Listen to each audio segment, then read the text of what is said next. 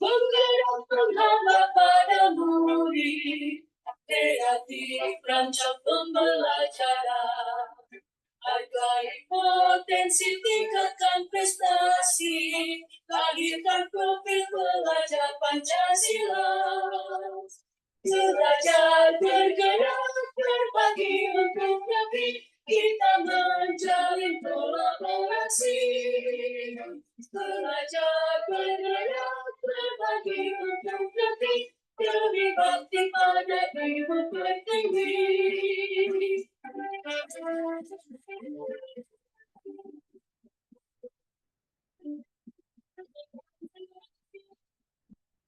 Mengatakan kuatkan hati, negeri ini memanggilmu kawan. Belajar bergerak berbagi untuk negeri, guru penggerak majukan pendidikan. Guru penggerak menghambat pada murid, kreatif rancang pembelajaran. Hargai potensi tingkatkan prestasi, lahirkan profil pelajar Pancasila. Belajar bergerak berbagi untuk negeri, kita menjalin kolaborasi. Belajar bergerak berbagi untuk negeri, lebih bakti pada ibu pertiwi. Belajar bergerak berbagi untuk negeri, kita menjalin kolaborasi.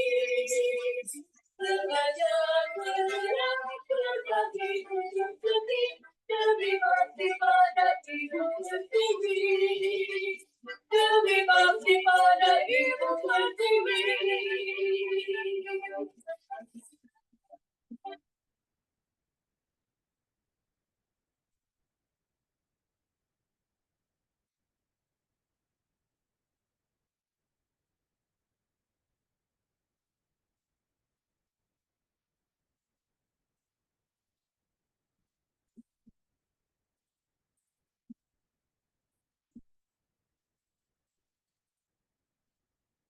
Kuatkan tekad, kuatkan hati, negeri ini memanggilmu kawan.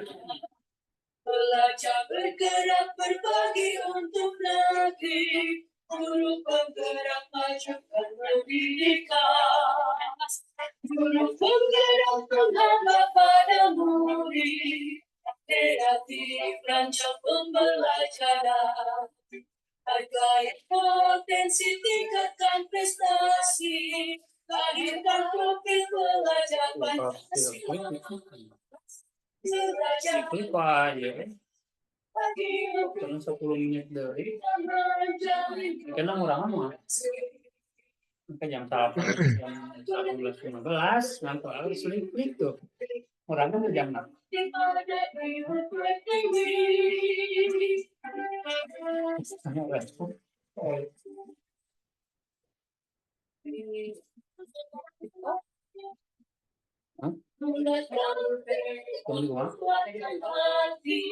ya,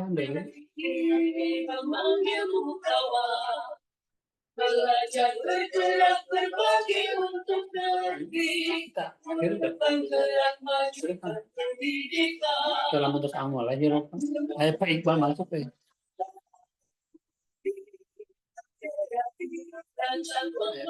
Halo Pak Iqbal.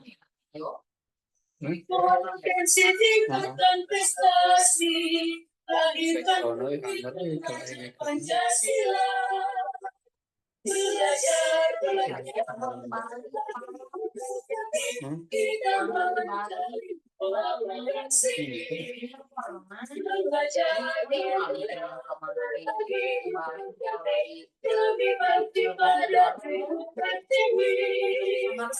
Belajar bergerak berbagi untuk negeri, kita menjalin kolaborasi. Belajar bergerak Oh, kelemahan tadi.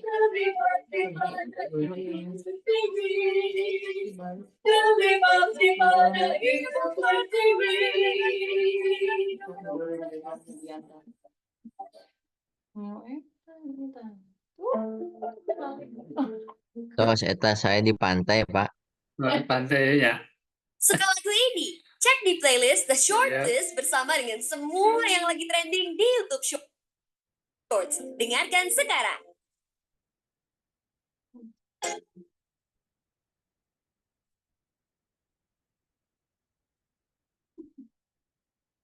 Bingung buatan.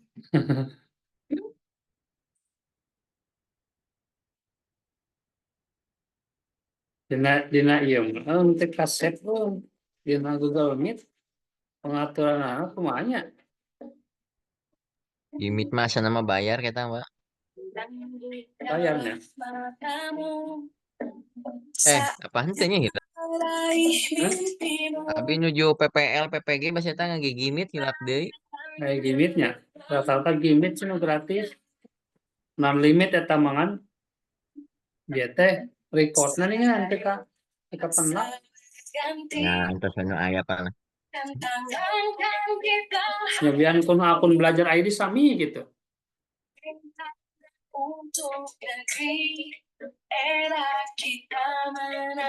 Kumaha Pak Wira masih nambut teu batik? Aya entos tadi siap cenah. Oh ya, abis ayat Parip Tarif biasa Ibu Lelis pada seragam. berarti oleh kelas mah sampai jam berapanya? Duh, kapu Abi marek lah bae teh ngajar mah P5 ieu nu penting eta struktur si ditagih ku ibu dokter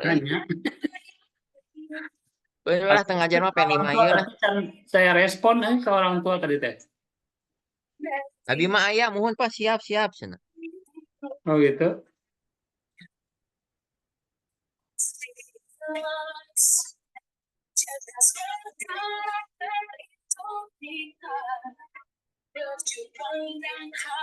Ibakil apa? Siap. Bumi tanya can masuk ya.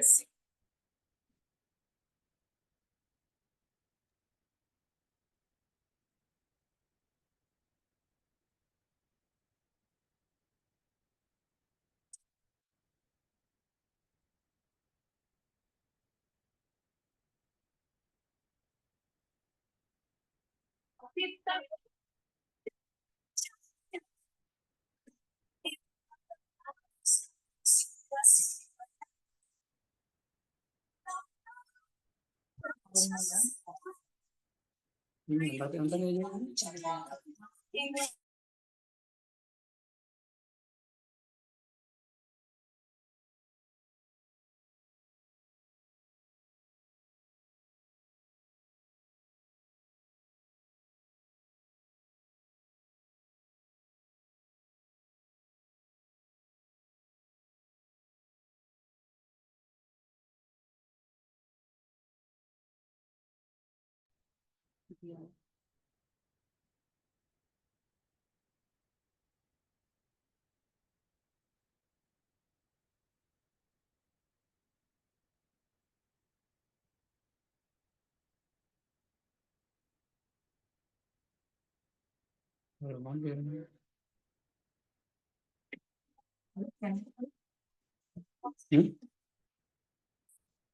Berapa kali itu kan? Jadi yang mendampingi sampai iya rapi setekar itu.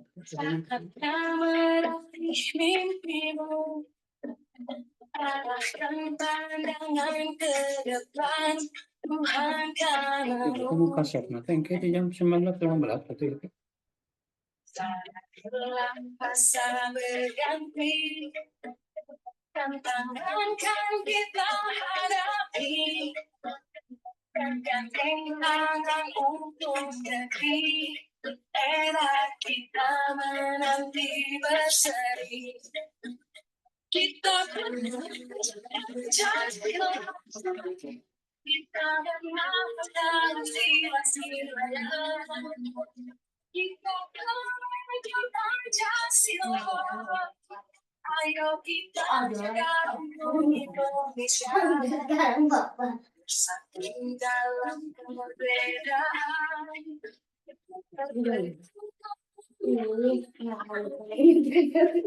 Singkirkan egomu, oh kawan. Sampai sana. Dari ini. Ya itu ini Pak.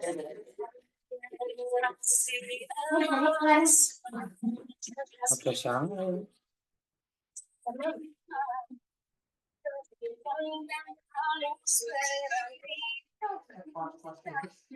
Nah, itu kan.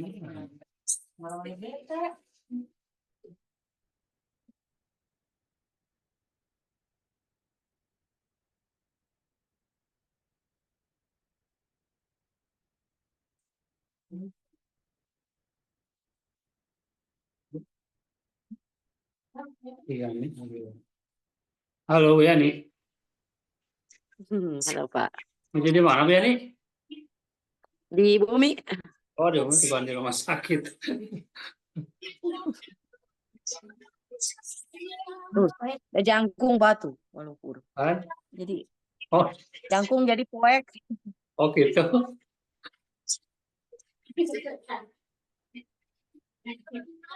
Ya. Kayak ngantasan Bumita can masuk tuh. Ayo sing periode nama minimal tiluan, tapi kan dia kira hiji.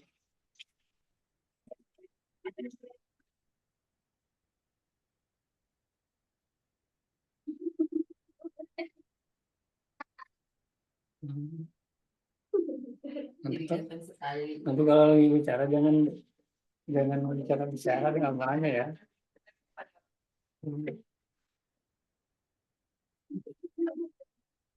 Ibu sibuk tuh Bu? Kan? Kita pilih sibuk kan? Nyantai. Lu baru dak nyantai. Oh ya, itu orang.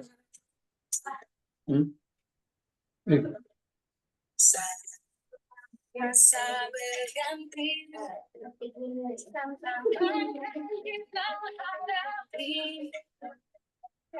tantangan untuk negeri, era kita menanti berseri.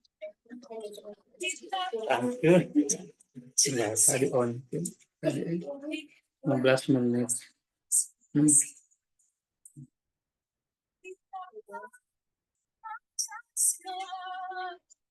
ayo kita jaga untuk Indonesia. Bersatu dalam perbedaan, berpegang tangan dan berlari. Kawan demi negeri. Keren mana itu?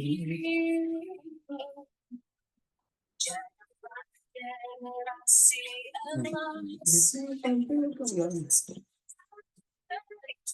kita, perjuangan yang harus berani, kita berkotor dan prestasi.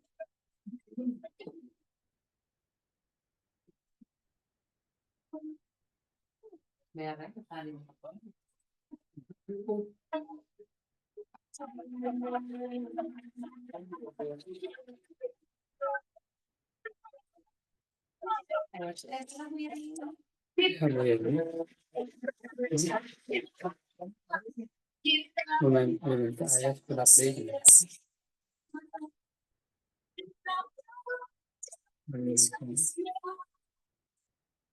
Kita jaga untuk Indonesia.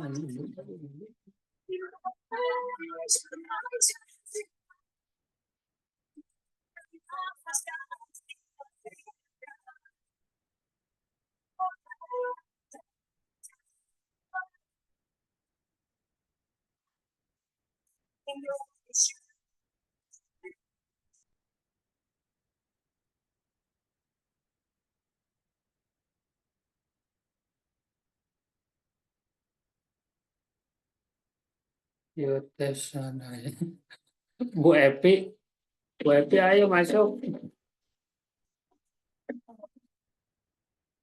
Dan bukalah matamu saatnya meraih mimpimu. Arahkan pandangan ke depan, Tuhan kan menuntun.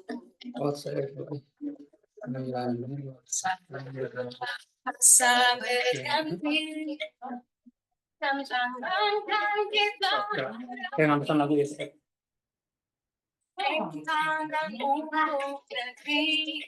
Era kita menanti berseri. Kita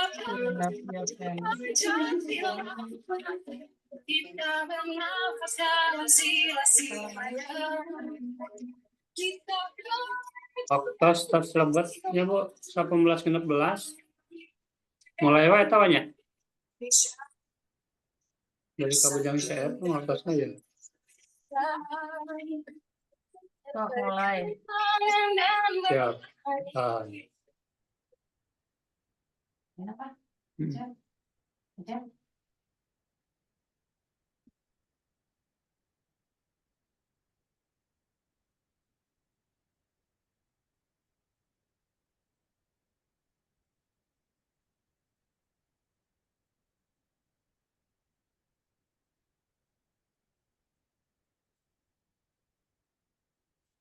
Aya tampil Bu, tingali. Ayo, Pak. Oke.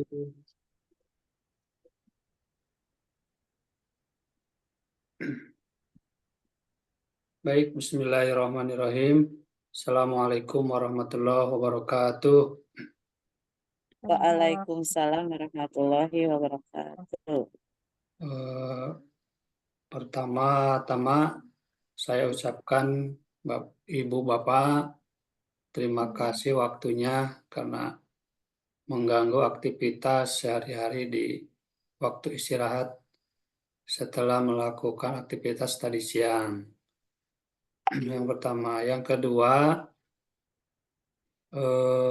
ini adalah pemenuhan saya sebagai calon guru penggerak, harus ada namanya tuh diseminasi. Diseminasi itu adalah membagikan praktek baik mungkin ya Bu. Apa yang sudah saya pelajari di CGP, dan di situ ada klausul harus membagikan kepada rekan sejawat. Sebetulnya harus ke guru yang lain gitu kan, ke kepala sekolah bahkan. Cuma kan dilihat situasi dan kondisi ternyata lagi pada sibuk, terutama P5. Maka saya ambil waktunya adalah di malam hari yang kebetulan siapnya pada waktu hari ini gitu kan. Itu yang kedua. Yang ketiga nanti saya akan coba beberapa poin, karena sebetulnya banyak Bu poin yang harus bisa saya share ke teman-teman gitu kan. Cuma akan saya tekankan satu poin aja dulu gitu kan. Nanti kalau memang diperlukan silakan bisa ditanyakan di sekolah atau di mana saja. Baik, sebelum dimulai, sebelum mulai apa yang akan saya sampaikan, lebih baik mari kita berdoa bersama-sama mungkin ya. Dengan ucapan basmalah bersama-sama. Dimulai dari sekarang. Bismillahirrahmanirrahim. Mudah-mudahan apa yang akan kita lakukan bisa berjalan dengan lancar dan bermanfaat bagi kita semua untuk meningkatkan terutama kompetensi yang kita geluti selama ini di sekolah sebagai guru gitu kan. Baik, tampilannya adalah yang pertama adalah ini aksi nyata modul 1.4. Jadi memang ini pemenuhan adalah modul 1.4. Tujuannya adalah ini mengamati bagaimana sistem rancangan di kelas atau di sekolah yang dapat menciptakan lingkungan positif serta mendukung murid menjadi pribadi yang bahagia, mandiri, dan bertanggung jawab sesuai dengan filosofi Ki Hajar Dewantara. Nah, poin filosofi Ki Hajar Dewantara ada di poin sebelumnya sebetulnya. Karena ini adalah implementasi selanjutan dari poin-poin sebelumnya. Sebelum masuk ke materi, nah ini pemantiknya. Nah, apa pentingnya menciptakan suasana positif di kelas atau sekolah? Nah, saya sebetulnya ini mau bertanya, kira-kira menurut Bapak dan Ibu apa gitu kan, dalam menciptakan suasana positif di kelas atau sekolah. Menurut Ibu bagaimana gitu? Apa pentingnya menciptakan suasana positif di kelas atau sekolah? Menurut Bu Yani bagaimana kira-kira? Mungkin agar anak lebih merasa nyaman di kelas, Pak, tidak mudah bosan. Oke, tidak mudah bosan, lebih nyaman di kelas gitu ya, Bu.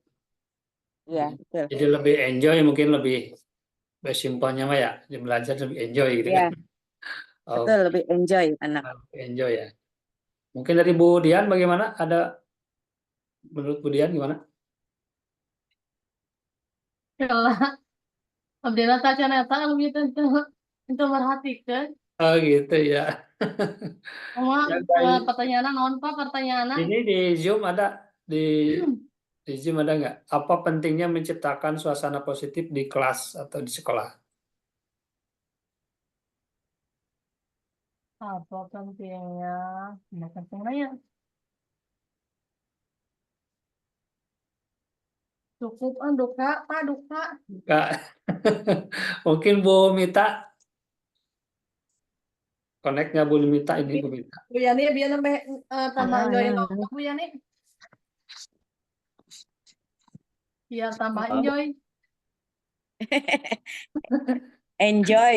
Enjoy. Enjoy Aya semua. teh Abi Ya ada Bu Mita, mangga. Kira-kira naon kira-kira?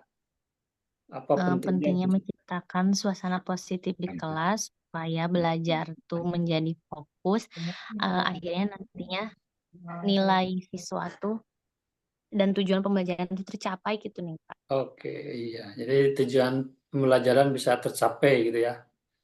Iya. Oke. Mungkin ada lagi dari Pak siapa? Pak Iqbal bisa nyambung tidak?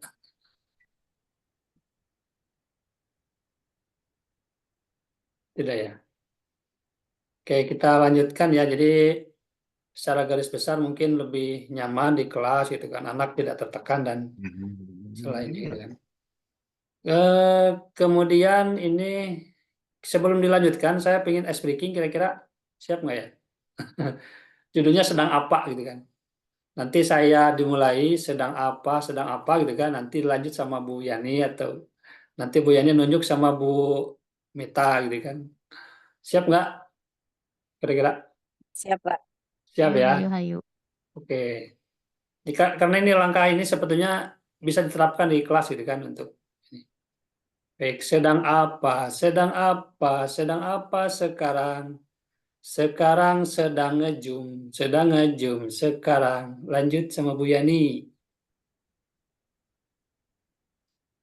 Belum apa? Eh, Sedang apa? Sedang apa? Sedang apa sekarang? Sekarang sedang menyimak sekarang. Oke, lanjut. Siapa? Sedang apa? Sedang apa? Sedang apa sekarang? Sekarang sedang nonton sekarang. Oke, lanjut Bu Mita. Nonton naon? Sedang apa? Sedang apa? Sedang apa sekarang? Sekarang sedang belajar sekarang. Oke, bisa nyambung nggak Pak Iqbal? Belajar naon?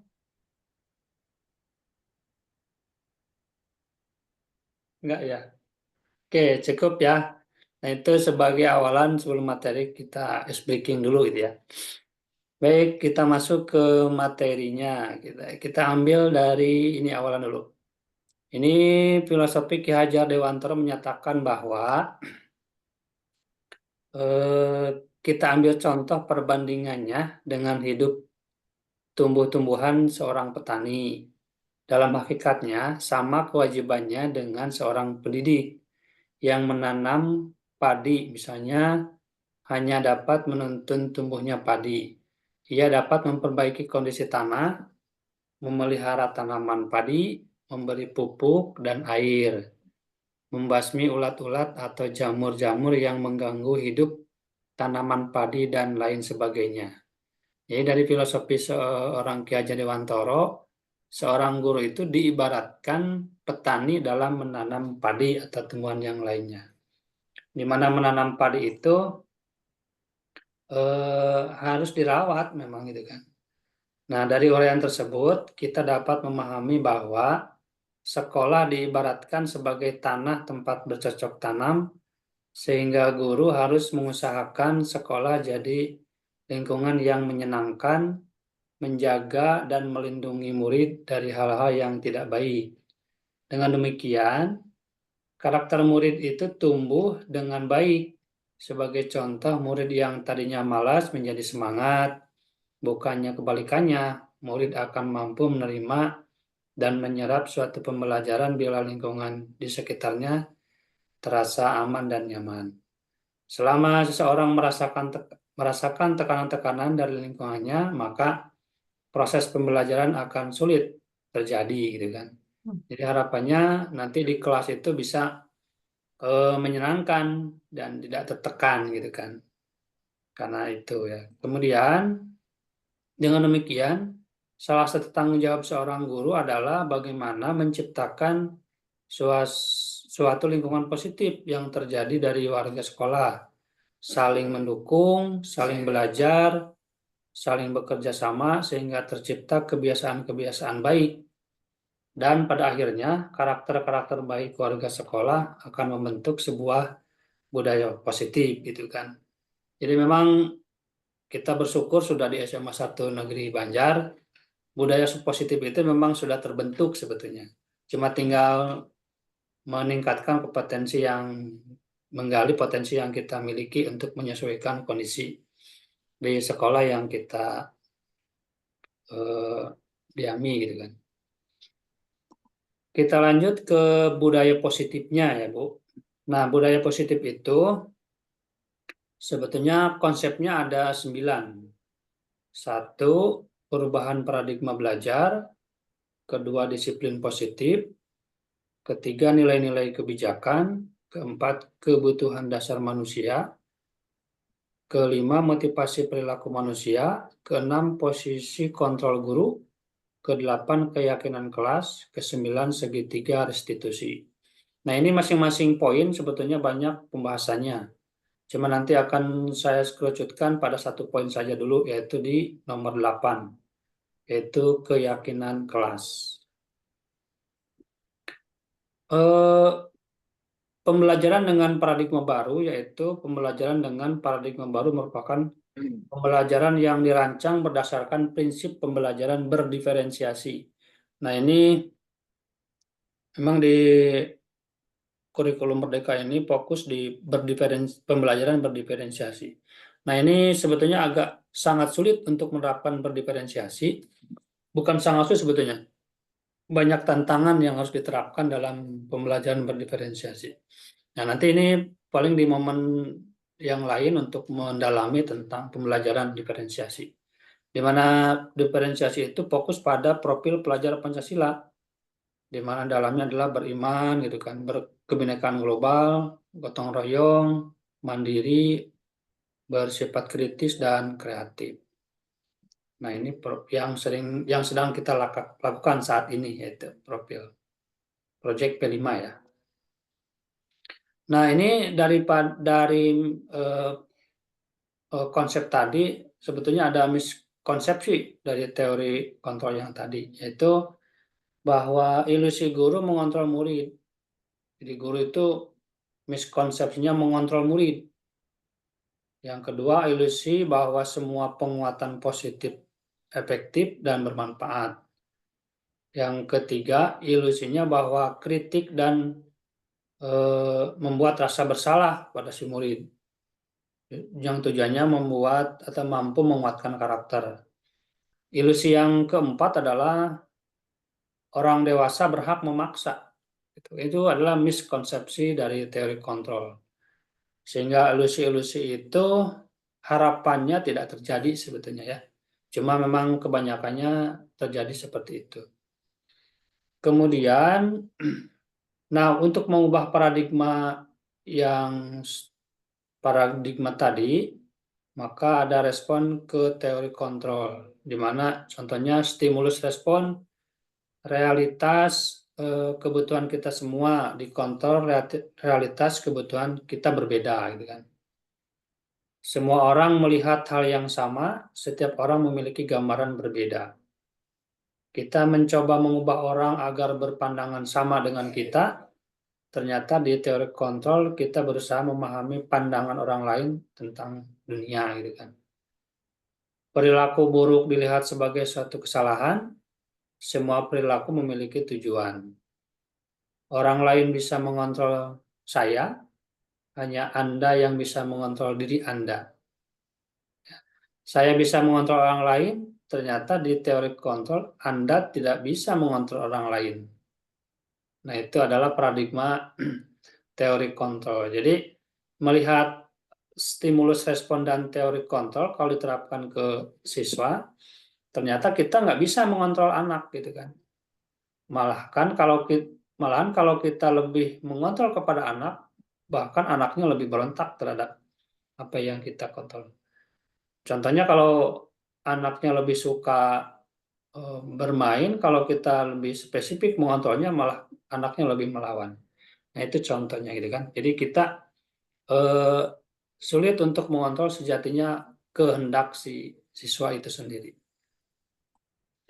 Nah, ini disiplin positifnya. Disiplin positif merupakan salah satu cara penerapan disiplin yang bertujuan untuk menumbuhkan kesadaran serta memberdayakan peserta didik tanpa imbalan, penghargaan, ancaman, atau hukuman.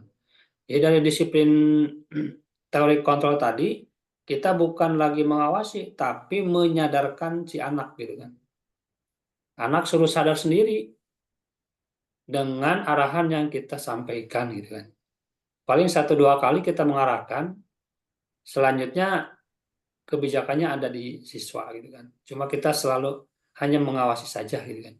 Nah, itu konsep di disiplin positif. Kemudian, nanti Ibu ini dari paparan yang saya sampaikan bisa yang teruskan, mangga ya, di sela-sela itu. Kemudian nilai-nilai kebajikannya apa saja dalam mengontrol siswa. Yang pertama, nilai profil pelajar Pancasila, di mana dalamnya ada 6 poin: beriman dan bertakwa kepada Tuhan, berkebinekaan global, gotong royong, mandiri, kreatif, dan bernalar kritis. Nah, yang sekarang kita lakukan di sekolah kita adalah di apa ya?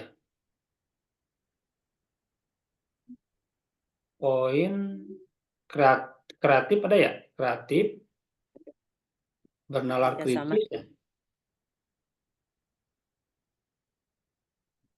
Berkebinekaan global atau ya?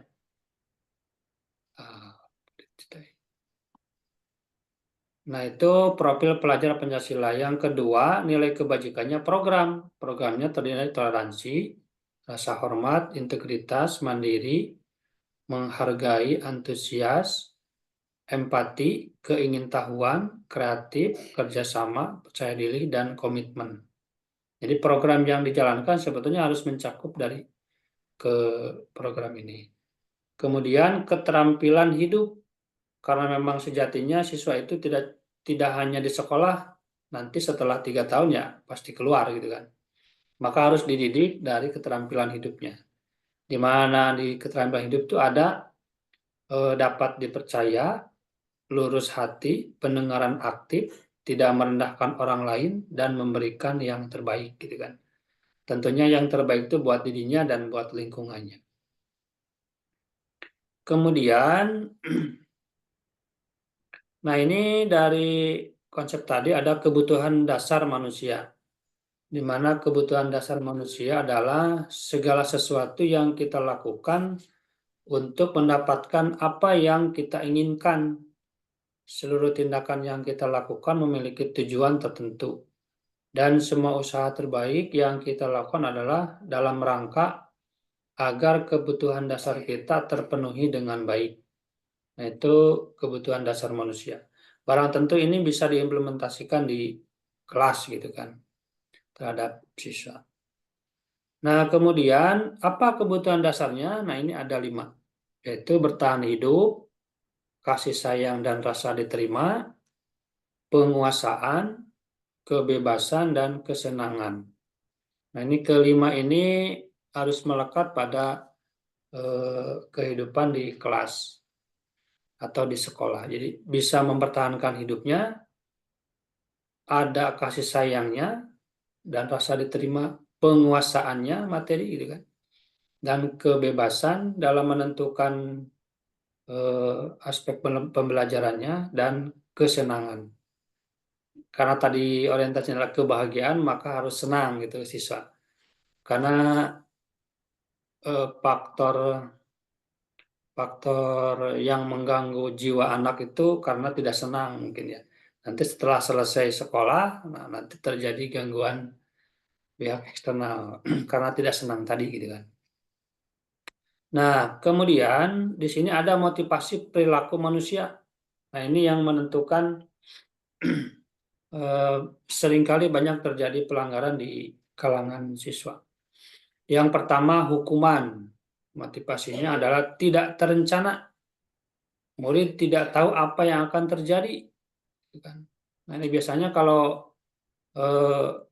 nggak tahu nih kalau di sekolah kita, nggak terlalu banyak ya.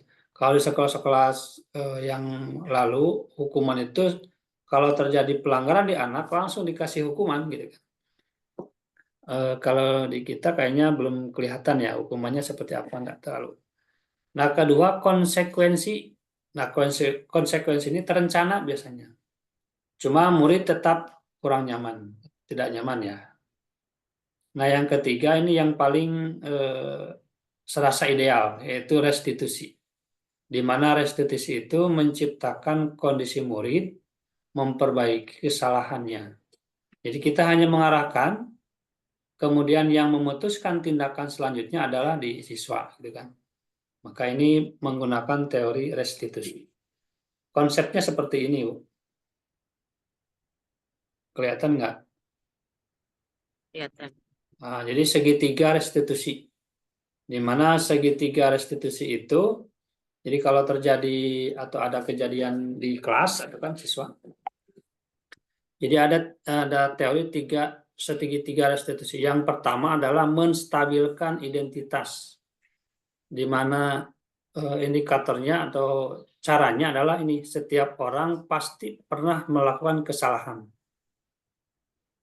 Kita bertanya kepada anak, pasti semua orang pernah melakukan kesalahan gitu kan. Kemudian kamu bukan satu-satunya yang pernah melakukan ini gitu kan. Jadi kalau ada kasus di anak, kita jangan menghakimi, tapi kita mengidentifikasi dengan membandingkan dengan teman atau rekan yang lain bahwa kejadian ini pernah dilakukan oleh orang lain gitu kan. Jadi kesalahannya itu tidak menimpa pada si anak itu gitu kan. Secara tidak langsung, padahal tujuannya adalah untuk memperbaiki. Nah, yang kedua adalah validasi tindakan yang salah. Caranya adalah, adakah cara yang lebih efektif untuk mendapatkan apa yang kamu butuhkan? Jadi setelah si anak merasa mengakui kesalahannya, kira-kira apa solusinya untuk diterapkan oleh memperbaiki dirinya gitu kan? Maka ditanya, adakah cara yang lebih efektif gitu kan kepada si anak itu? Kemudian pertanyaan selanjutnya kepada si anak untuk memvalidasi tindakan yang salah itu, kamu tentu punya alasan menjaga mengapa melakukan itu gitu kan. Jadi kita hanya bertanya kepada si anak gitu kan, kenapa itu dilakukan dan alasannya kenapa kan gitu. Nah, tahap yang ketiga adalah menanyakan keyakinannya. Nah, ini berkaitan dengan nanti di akhir bahwa ada keyakinan kelas. Jadi setelah di kelas itu membuat keyakinan, kita bertanya, konfirmasi kepada anak bahwa tindakan itu kan sudah ada di keyakinan kelas gitu kan, secara bersama-sama. Maka si anak itu menyadari gitu kan. Terus pertanyaannya adalah yang selanjutnya adalah, kamu ingin menjadi orang yang seperti apa gitu kan. Jadi kalau udah melakukan sesuatu, tanya kepada si anak supaya kesalahan itu bisa diperbaiki dengan sendirinya gitu kan. Nah, ini konsep segitiga restitusi yang saat ini ideal dilakukan di kalangan pelajar khususnya gitu kan. Itu segitiga restitusi. Yang kemudian, nah ini yang tadi adalah keyakinan kelas, menanyakan keyakinan. Maka apa itu keyakinan kelas? Jadi guru itu berperan dalam mewujudkan terbentuknya keyakinan kelas dengan adanya kesepakatan antara guru dan murid. Jadi idealnya memang di awal pembelajaran itu, terutama dari satu topik gitu kan, memang lebih bagus setiap pertemuan sih sebetulnya. Jadi kita bikin sebuah keyakinan kelas dulu gitu kan. Contohnya jika ada yang bertanya boleh mengangkatkan tangan gitu kan, atau tidak boleh menggunakan handphone saat belajar gitu kan. Nah, itu dijadikan kesepakatan kelas atau keyakinan kelas bersama-sama antara guru dan murid. Nah, ini yang sudah saya lakukan di beberapa kelas. Jadi si kesepakatan ini adalah anak sendiri yang menentukan gitu kan. Sehingga nanti dalam satu perjalanan pembelajaran itu kita sepakat dengan anak mau seperti apa belajarnya untuk hari ini gitu kan. Nanti kalau ada yang melanggar dari kesepakatan ini, nanti konsekuensinya kita tidak disalahkan gitu. Atas kesepakatan bersama kan gitu. Maka untuk menentukan kesepakatan atau keyakinan kelas ini ideal untuk dilakukan pada saat ini gitu kan. Karena mungkin berbeda pada zaman dulu dan zaman sekarang berbeda. Karena kita agak kesulitan untuk mengontrol keadaan siswa sesungguhnya seperti apa. Mungkin badannya ada di kelas, tapi jiwanya nggak tahu di mana kan gitu. Maka sebelum dilakukan ya kita lakukan kesepakatan kelas terlebih dahulu gitu kan, supaya kita melaksanakan pembelajaran itu lebih demokratis antara guru dan siswa itu sendiri. Nah, ini yang sudah saya lakukan khususnya di kelas karena saya wali kelas 10-11 gitu kan. Nah, ini contohnya yang sudah saya lakukan dalam melakukan atau membuat keyakinan kelas. Contohnya datang tepat waktu gitu kan. Jadi diharapkan siswa itu datang tepat waktu. Jam 7 harus stand udah di sekolah gitu kan. Kedua, menghargai sesama teman gitu kan. 3, menjaga kebersihan kelas. Keempat, berseragam sesuai peraturan sekolah. Kelima, selalu berbudaya 5S. Nah, ini kesepakatan kelas yang sudah saya lakukan di kelas 10-11. Adapun nanti dalam perjalanan ini ada yang 1-2 melanggar, ya kita mengkonfirmasi kepada si anak itu mudah gitu kan. Mudah artinya kita kembalikan lagi kepada keyakinan atau kesepakatan kelas yang